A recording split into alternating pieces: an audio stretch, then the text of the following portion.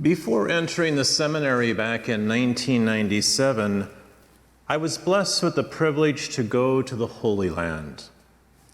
And perhaps it was because of a particularly hair-raising ride in a taxi up the hill of Mount Tabor several years ago. Later, I had a disturbing dream. I dreamt that I died and I had arrived at those pearly gates, and just before me was a taxi driver from Israel. St. Peter was going through everything, and he let us both in, and he showed this taxi driver his room. His room was sumptuous. It had a king-size bed, a full television, a bar that was fully stocked. Everything was great. I was rather anxious to see what my room looked like. And then I was shown my room. A simple little bed, a 50-watt light bulb hanging from the ceiling. And so I wondered what was happening. St. Peter looked and he said, "Well, when this man drove, people prayed. When you preached, they slept."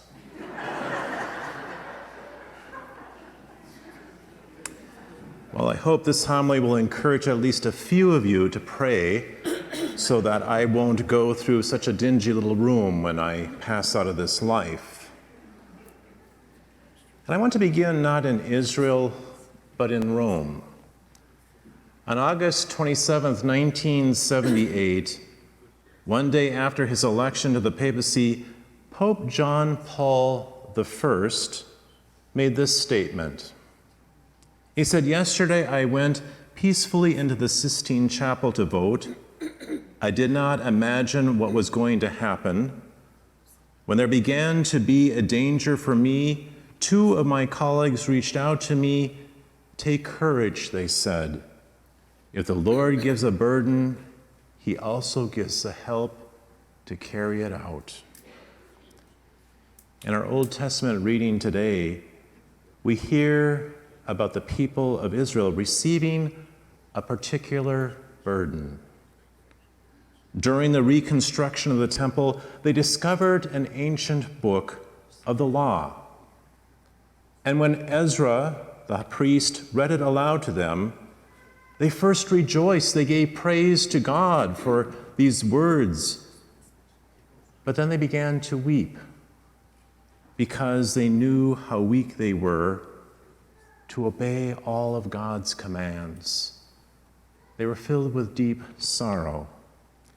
And Nehemiah, who was the civil authority, gave them help. He said he provided a meal of delicious foods and told them to eat and drink.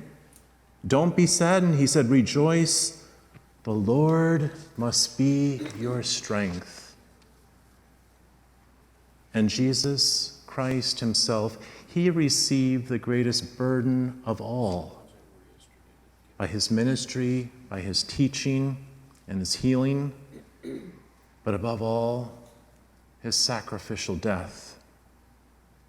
He would fulfill that prophecy of Isaiah that we heard, to proclaim liberty to the captives and recovery of sight to the blind, and to let the oppressed go free. His burden involved the salvation of every human being. But the Spirit of the Lord was upon him, and he bore his burden. You recall how when he was in that Garden of Gethsemane, our Lord even sweat blood, knowing the burden that he would undertake. But he knew it was the Father's will. He knew that God was with him, and he carried it out. You and I, we have a burden to carry. Obviously, it's not as great as Jesus Christ or Pope John Paul I, or that of the people of Israel to whom God gave a great burden of suffering. Even so, you and I might be tempted to walk away from our particular opportunity. We might be afraid.